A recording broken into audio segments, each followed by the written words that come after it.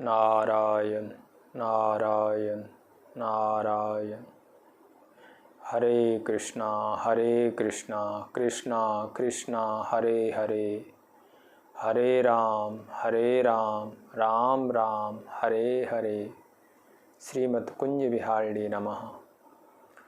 श्री बिहारी जी के चरणों में मैं आप सभी के लिए मंगल प्रार्थना करता हूँ और उनसे मैं विशेष रूप से प्रार्थना करता हूँ कि वो कुछ अपनी तरफ से कृपा करें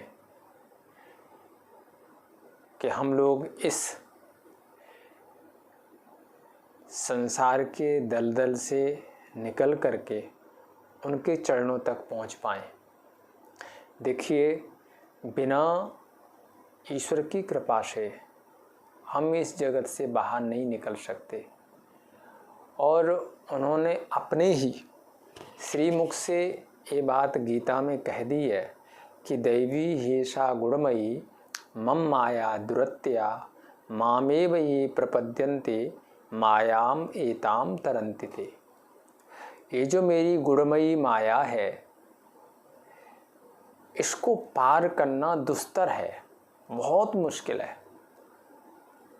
लेकिन मामेव ये प्रपद्यन्ते, जो मेरी शरण में आ गए हैं और जो केवल और केवल जिन्होंने मेरा सहारा ले लिया है, वो इस माया से पार हो जाएंगे। ये उनका गीता में वचन है। इसलिए सारे सहारे छोड़ करके, जैसे द्रौपदी ने पहले दूसरे सहारे ढूंढे, जब भरी सभा के बीच में उसको निर्वस्त्र किया जा रहा था तो उसकी नज़र थी हमारे 5 पति हैं, ये हमारी रक्षा करेंगे। फिर सोचा पितामह भीष्म बैठे हुए हैं, ये हमारी रक्षा करेंगे। फिर उसने ये सोचा मैं स्वयं अपनी रक्षा करने में समर्थ हूँ, मैं आप कर लूँगी। लेकिन जब वो चारों तरफ से हार गई, उसे पता चला कि न तो मैं कुछ कर सकती हूँ, न जिनको मैं अपना मानती थी ये कुछ कर सकते हैं। तो उन्होंने दोनों हाथ ऊपर उठा दिए और दोनों हाथ ऊपर उठा करके बस श्री कृष्ण द्वारिकावासिन, बस इतना कहा। और उसी समय गोविंद वस्त्र बन करके उसके शरीर में लिपट गए। तो इसमें कोई शक नहीं, जब तुम सारे आधार छोड़ करके एकमात्र अपने जीवन का आधार इन्हें बना लोगे तो समझ लेना आपके रास्ते खुलने लग जाएंगे। इसलिए अपना जो भी कुछ है सब कुछ इनको बना लो। और एक बहुत अच्छे महापुरुष हुए हैं, मैंने पहले भी उनका जिक्र किया है, स्वामी राम सुखदास जी महाराज। उन्होंने कहीं पर ऐसा उल्लेख किया है कि मैंने साधकों के लिए बहुत सारी साधनाएं अलग अलग प्रकार से बताई हैं, बहुत सारे साधन बताए हैं कि इस प्रकार से हम ईश्वर की समीपता का अनुभव कर सकते हैं। लेकिन उन्होंने स्वयं कहा कि जो मेरे को सबसे ज़्यादा अच्छा लगा वो एक ही है कि हम भगवान के साथ एक कोई संबंध बना लें, बस उन्हें अपना कुछ बना लें, हम उनके बन जाएं। और यदि आप कोई संबंध बना लेंगे, बस फिर उस संबंध से उनको याद करो। अब मैं आपको एक बात बता देता हूँ कि बाकी तो संबंध आपकी मान्यता पर हैं। आप अपना भाई बना लो, बेटा बना लो, पति बना लो, जो बनाओ, लेकिन एक संबंध नैसर्गिक बना हुआ है। और वो कोई मैं अपनी तरफ से नहीं कह रहा हूँ, हमारे शास्त्रों ने कहा है, वेदों में भी उल्लेख है कि एक संबंध हमारा उनके साथ पक्का बना हुआ है।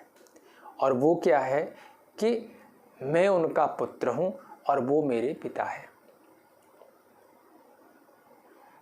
ये संबंध, वो मेरे पिता हैं, ये कोई भावना नहीं है, ये सच्चाई है। यतो वा इमानि भूतानि जायन्ते येन जातानि जीवन्ति। यतो वा इमानि भूतानि जायन्ते। जिससे ये सारे भूत पैदा हुए हैं, यानी जिससे हम पैदा हुए हैं। तो हम जिससे पैदा हुए हैं, जिसने हमको पैदा किया है, जन्म दिया है, वो निश्चित है हमारे माता पिता होते हैं वो। तो यतो वा इमानि भूतानि जायन्ते येन जातानि जीवन्ति यत् प्रयन्ति अभिसंविशन्ति तद ब्रह्म। ये वर्णन आया, बोले वो परमात्मा है, वो नारायण है, वो ईश्वर है। तो एक संबंध तो आपका पक्का बना हुआ है कि वो हमारे पिता हैं।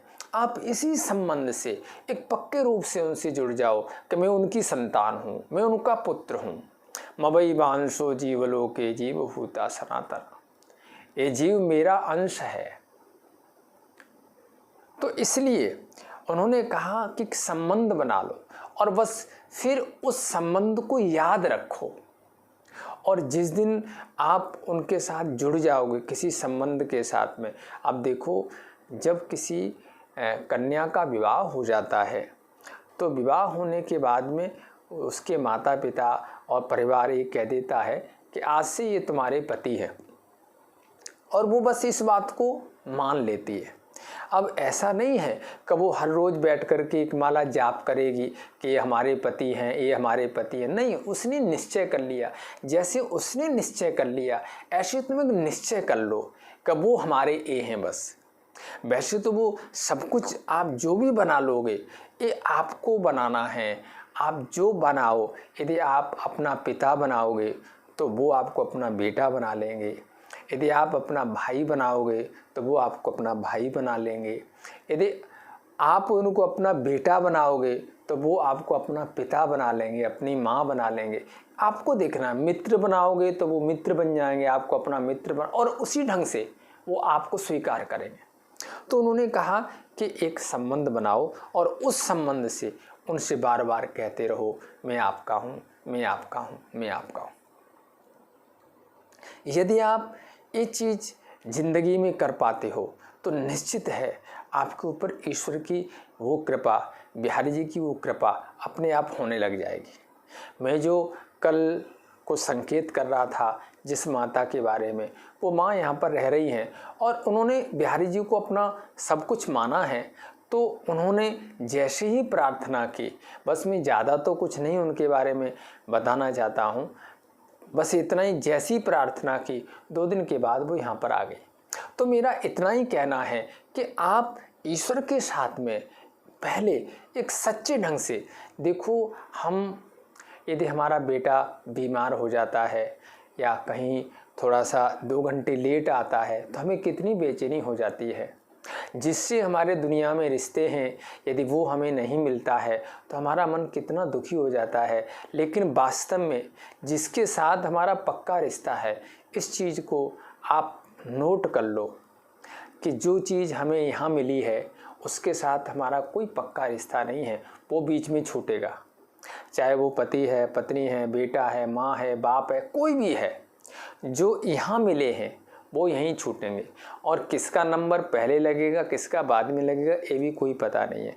कई बार बाप रह जाता है, बेटा पहले चला जाता है, पत्नी रह जाती है, पति चला जाता है, पति रह जाता है, पत्नी चली जाती है। इसलिए ये जो जगत के जितने भी रिश्ते हैं ये टिकने वाले नहीं हैं। और वैसे भी व्यवहार में भी आप देखोगे तो आपको स्वयं, क्योंकि आप इतना विचार नहीं करते, दिन में 10 बार आप झगड़ते हैं, झगड़ करके फिर प्यार करते हैं, चाहे वो बेटा है, चाहे वो पत्नी है, चाहे वो पति है। तो जगत में तो ऐसा ही है, ईश्वर से जीव कभी अलग नहीं हो सकता। जैसे समुद्र की तरंगें कभी समुद्र से अलग नहीं हो सकती, या पानी में उठने वाले जो बुलबुले हैं वो पानी से कभी अलग नहीं हो सकते और उनके रूप में पानी ही है। इसी प्रकार से हम उस परमात्मा से कभी भी अलग नहीं हो सकते। तो सबसे पहले तो हम एक उनके साथ में आप एक रिश्ता बना लें और उस रिश्ते से फिर आप और जो भी कोई रिश्ता बनाएं। एक बात मैं आपसे और कहे जाता हूँ, जैसे आप घर में लड्डू गोपाल की सेवा करते हो, आप सेवा ज़रूर करिए, बहुत प्रेम से करिए, लेकिन इस चीज़ को समझ के रखिए कि ये परमात्मा है। आपने उनको बेटा बनाया है, जो भी बनाया, भाव से सेवा करिए, लेकिन ये ईश्वर है, इस भाव को जरूर ध्यान रखिए। महापुरुषों ने ये बात कही है कि जब आप इस भाव को ध्यान में रख के चलोगे तो आपको ईश्वरीय तत्व का बोध होने लग जाएगा। इसलिए आप जिसकी भी सेवा करते हो, मतलब मेरा ये मानना है कि आपका इष्ट परिच्छिन्न न हो जाए, छोटा न हो जाए, आपका इष्ट कण कण में दिखने लग जाए। आप वो जो छोटे से लड्डू गोपाल हैं, इनकी आप आरती कर रहे हैं, उनको एक व्यापक रूप से देखें, ये नारायण हैं, ये सब जगह पर हैं। जब आप उनको सब जगह देखने लग जाएंगे तभी आपके हृदय के राग द्वेष निकल पाएंगे। इसलिए आप स्वयं विचार करो, आप एक तरफ तो लड्डू गोपाल की सेवा कर रहे हो और एक तरफ मन में राग द्वेष भी चल रहा है, तो ये सब क्या है? वस्तुतः सच्चाई तो ये है कि परमात्मा की सेवा का सही फल यही है कि आपको कण कण में, हर जगह आपका इष्ट दिखाई देने लग जाए। हमें ऐसा लग रहा है कि भगवान जो अलग अलग मंदिरों में बैठा है वो अलग अलग हैं सब, लेकिन उसकी नज़र में ऐसा कुछ नहीं है। जैसे एक ही व्यक्ति, ध्यान देना, एक ही व्यक्ति डॉक्टर भी हो, वकील भी हो, ध्यान देना, तो हमें कई बार जिन्होंने उसको डॉक्टर के रूप में देखा है, वकील के रूप में नहीं देखा है, तो जब उसको वकील के रूप में देखेंगे तो हो सकता है वो उसको पसंद ना करे। इसी प्रकार से एक ही परमात्मा है, बहुत सारे रूप बना करके। ये बात हनुमान प्रसाद पोद्दार जी ने भी कही है कि एक ही ईश्वर है, वो लीला भेद से अलग अलग उसकी पूजाएं हो रही हैं। तो हमारी उपासना की जो परिसमाप्ति है वो इसी में है कि हम अपने इष्ट को हर एक मूर्ति में देखने लग जाएं, एवं उनसे प्रार्थना करें। आप जिसकी भी उपासना कर रहे हो उनसे प्रार्थना करें कि प्रभु ये जो भाव है, वासुदेव सर्वमिति समहात्मा सुदुर्लभ, सर्वत्र नारायण है, सर्वत्र कृष्ण है, ये भाव आपका जब तक नहीं बनेगा तब तक न तो आपका चित्त शुद्ध हो पाएगा, न आपके मन से भय निकलेगा। क्योंकि जहाँ आपका ठाकुर बैठा है वहाँ तो आप निर्भय रहोगे, जब बाहर आओगे तो आपको ऐसा लगेगा यहाँ तो परमात्मा है नहीं। इसलिए इस चीज़ को साधक विशेष ध्यान दे कि हमारा ही इष्ट सभी रूपों में है, ऐसा सोच करके अपने इष्ट को हर जगह पर देखे, ये उसको विशेष ध्यान देना चाहिए। और दूसरी बात, साधक इस बात पर भी विशेष ध्यान दे, ये बात मैं आपसे बार बार कह रहा हूँ कि जैसे लोगों को हम संग रहेंगे, जैसे लोगों का हम संग करेंगे, हमारी भी कीमत उसी हिसाब से घटती बढ़ती रहती है। जो मक्खियाँ होती हैं ना, घरों में जो मक्खियाँ होती हैं, जो व्यक्ति गुड़ तौलता है, गुड़ के ऊपर 10-15 मक्खियाँ बैठी रहें तो कोई फर्क नहीं पड़ता, वो गुड़ तौल देगा। लेकिन जो व्यक्ति सोना तौलता है और सोने के ऊपर या सोने की किसी आभूषण के ऊपर 2 मक्खियाँ भी बैठ जाती हैं तो वो 10,000 रुपये की हो जाएंगी। आप इस बात पर विचार करो कि गुड़ पर बैठने वाली 10 मक्खियाँ भी, उनकी कोई कीमत नहीं है, लेकिन जो सोना तौल रहा है, सोने के ऊपर 2 मक्खियाँ भी बैठ जाती हैं तो वो 10,000 की हो जाती हैं।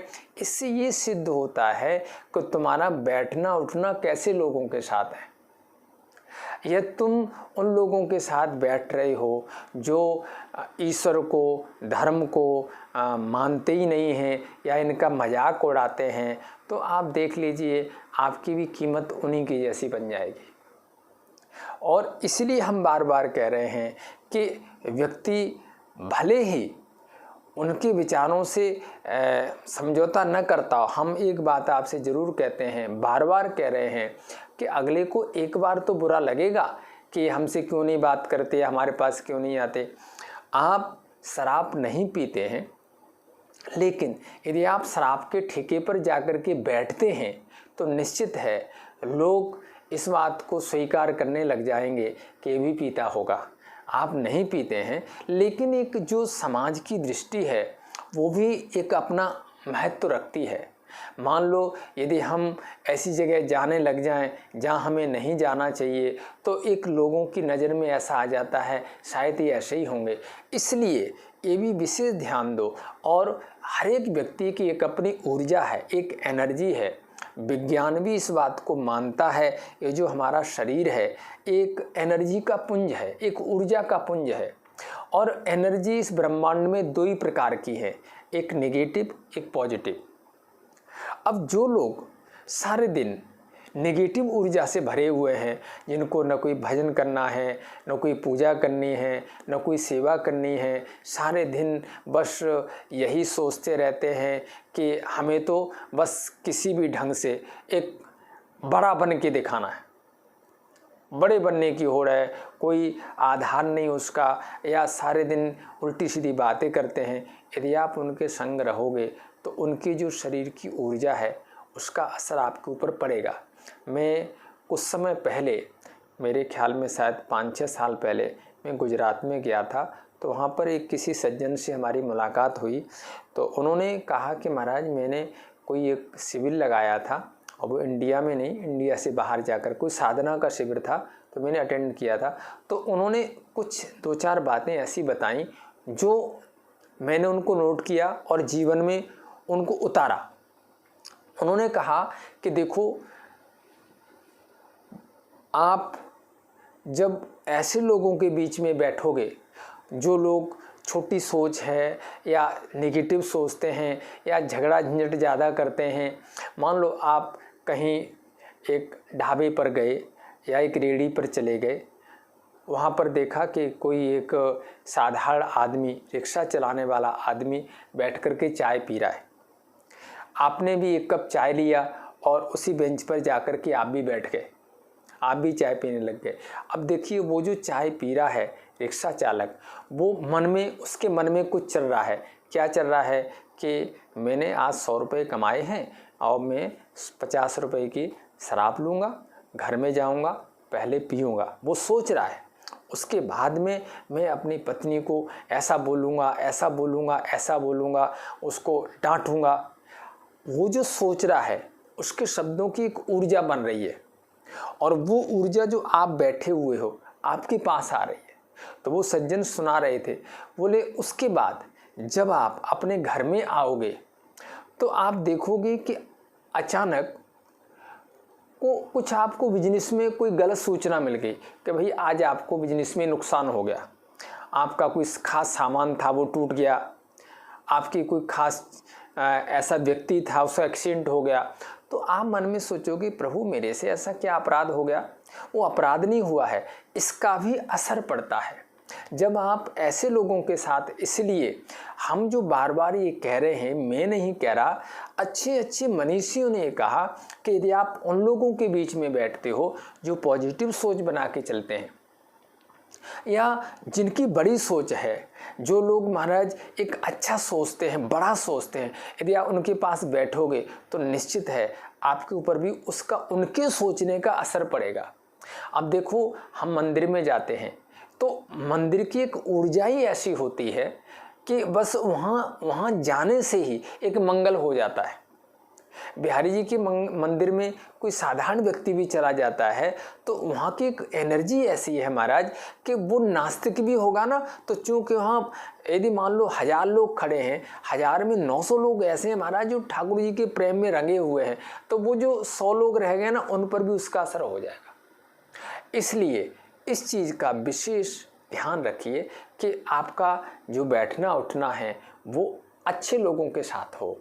अच्छों का मतलब ये नहीं है कोई धनवानों के साथ हो, अच्छों का मतलब है जो धर्म में सचमुच रुचि रखते हैं, ईश्वर में रुचि रखते हैं, और थोड़ा सा जो गलत रास्ते हैं उनसे परहेज करते हैं, यदि आप ऐसे लोगों के साथ बैठोगे तो आपकी बिजनेस पर भी इसका बहुत अच्छा असर पड़ेगा। तो इन चीज़ों को थोड़ा सा ध्यान में रख करके चलें, आपको ज़रूर इससे लाभ होगा। अस्तु, आज इतना ही, आगे फिर कल। जय जय श्री राधे श्री राधे श्री राधे।